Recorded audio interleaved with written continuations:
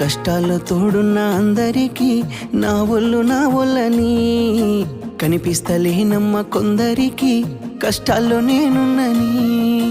నా ఒళ్ళు నీ ఒళ్ళు ఏమున్నది అన్ని కాగితాల బంధాలు, అవి కాగితాలే జీవితాలనుకొని అయినోళ్ళనే వదులుకుంటారయ్యా.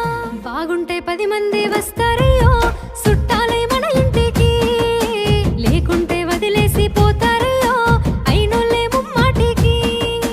చూస్తున్న చుట్టంత కళ్ళతోని జరిగేది నాటకమే, నా ఒళ్ళు మా ఒళ్ళు అనిపించేది చేత చెల్లేటి కాగితమే.